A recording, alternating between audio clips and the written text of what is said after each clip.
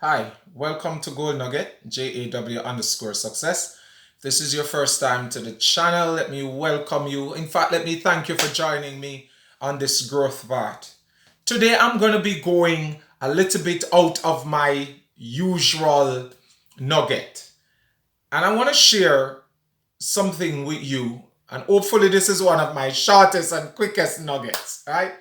And it's a very serious issue for me. It's a very serious point that I'm trying to make with this nugget. And that nugget is it's not about marrying the right person, and it's not about you being the right person. It's about learning to make each other the best person, right? And of course, I wrote the book Separation, a bitter pill to swallow. And I decided that I want to start doing some promotion on the book. If you have not yet gotten a copy, my encouragement to you is go and get a copy, please. Go to Amazon, type it into Google, Separation, Bitter Pill to Swallow by Junior Watson, and it will come up. There is so much in it as it relates. A matter of fact, the subtitle of the book is Read This Before You Say That I Do. And a part of the reason that subtitle is there, it's because there is so much in it to say to individuals that when you get married, don't think that automatically it's going to be good all the way. There is a chapter that I spoke of in the book, and that part of it says there are times you are going to fall out of love with your partner. It's not even falling out of love. Sometimes you're going to don't like them. You're going to, let's say, think that boy you make a mistake. And I'm not afraid to say, if you should speak to my wife, she would be the first to tell you, some days I wonder how I end up marrying to this guy. Yet still, she says that he is my best friend, he is my lover, and I don't see my world without him. Yet, how can you say that on one hand, and on the next hand, you are wondering, did I make the right choice? That's just the reality of life. That's just marriage. Okay? So there's also a part of the book where I spoke about sex. Oh yeah, you're hearing it on this channel. And in that part about it, I said, if you think you're going to get married for sex, you are making the worst mistake ever. Why? Because there are myriad of factors why you will not have sex. And it's not just from the perspective of the man. Yeah, we are more in need, and we are more. If you listen to Miles Monroe said that one of the thing about men is that that's how we are wired. Okay, women are not wired that way. We are wired that way. However, it's not just women that doesn't want to have sex. Men don't want to have sex too. And there's a myriad of reasons. Whether it be because we're tired, whether it be because we don't feel attractive as men. And you would say, is there ever a time that men allow their unattractive side to not want to have sex? Yes, it's possible. And I cover these in Separation, a bitter pill to swallow. Sometimes we're sick. There are things that affect men. Whether it be the blood pressure situation, we have high blood pressure, we can't get an erection or whatever. The list goes on and on. So it's not just from the standpoint of women. Yeah, we know that the old saying that yes, she have headache, yes, she's on her period, yes, she's tired, yes, and all of that. Cover that. But I want to go back to something I said a while ago. It's working with each other to be the best person. In the book as well, I covered that don't think that when you get married, the woman or the man you married to is just going to be the best looking person, the best of everything you will ever meet. No. A matter of fact, I've covered it in the book and I said this very day you got married to the most beautiful woman you will ever see in your life. The next day, or sometime even the same day, you are going to be walking down the street and see a woman or a man that is far better looking, far more handsome, far more everything than the one you have at home. But you must decide in your spirit, in your heart, that it doesn't matter how beautiful this one look, it doesn't matter how rich this one look, it doesn't matter what he or she have. I have the ultimate one at home. I have the perfect one at home. Some years ago, somebody introduced me to a word. I have the bestest one at home. It's the superlative of good, better, best. You know, what is after best? The bestest. So, yes, she might not be the beauty queen that walks down the aisle.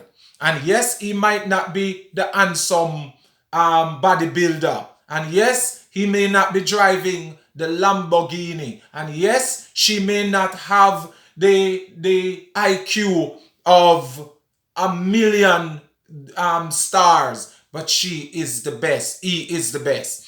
And so I want to say this to you in this nugget. Go get the book. You know, JAW_success is saying to you, you know, success.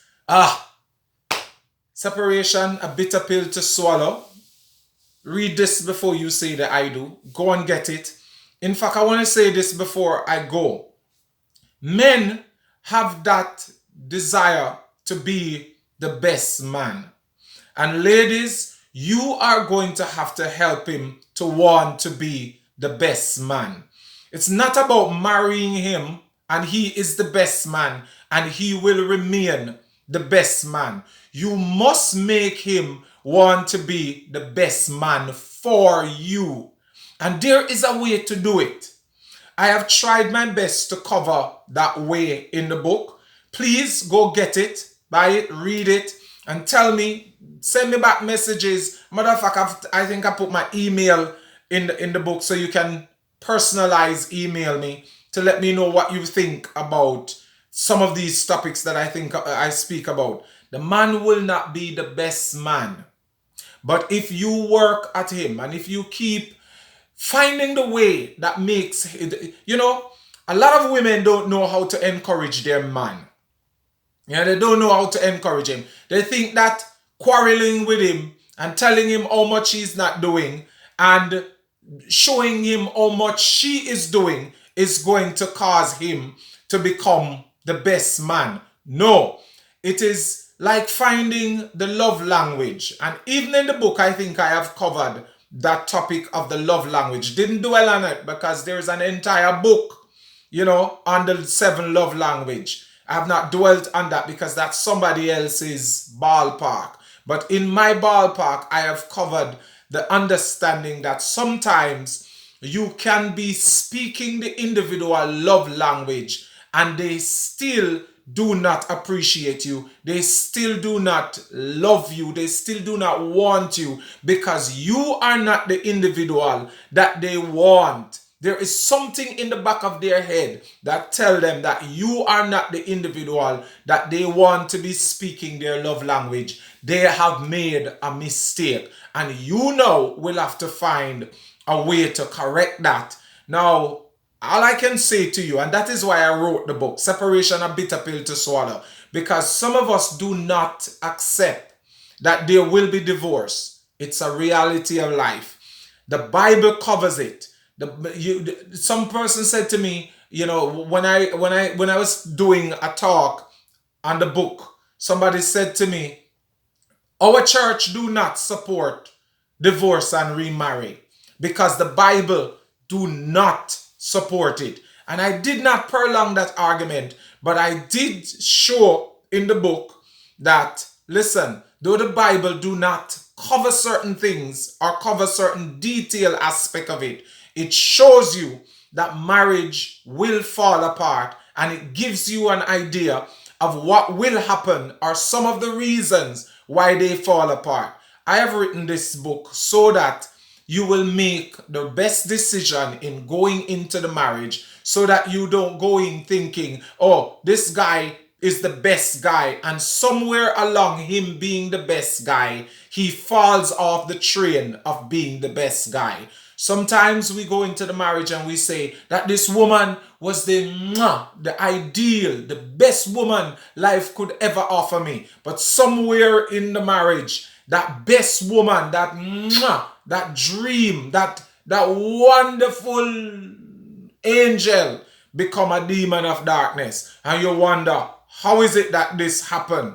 What changed? Is it that the woman changed? Is it that me changed? But circumstances change. And when circumstances change, it can cause the love of our lives to look like a demon in our lives. And I have covered these things in the book. This book is deep. Go get a copy. As I said, separation, bitter pill to swallow. This is not my normal nugget where I am saying to you that, you need to be encouraged, but I want marriage to work. Finally, in my own self, I have a beautiful thing going. And every now and then I go back and read certain things out of this book to make sure that I am not towing the line, but that I am walking in such a way where at the end of the day, I can make myself the best man for my wife as she seeks to help me to become the best man for her. And in the same breath, I am helping her to become the best woman for me. Because at the end of the day, the best woman for you is the one you marry. And the best man for you is the one you marry. Not the one that is out of street that you think will become the best for you. As a matter of fact, I have covered this in the book, and I'm going to stop in promoting this book and in this nugget on this point. I asked the question in this book, what does another woman have that my wife don't have? And I went on to be as graphic of saying, that other woman have breasts, my wife have them. That woman have hips, shape, my wife have it. That woman has a vagina, my wife have it. And how will I know that that woman ability to use what she have in intercourse with me is better than my wife? It's all in my head. That is in my head. And it's only when I go out of my way to prove it that I will be able to say this is better. But as long as I stick with my wife, I don't have to worry about what is out of street. Yes, this nugget is not my usual nugget, but I'm saying to you, go get the book, read it, let me know what you think about it. I had promised that I would read some out of it in the future, and until you get it, read along with me, because we want to discuss it at some point in time. All right, I'm going to do a live on it. Finally, I'm going to go live. And when I go live, I will let you know so that you can come on the live, because we will be discussing the book. This is JAW saying to you, by all means necessary, create a way out. Bye.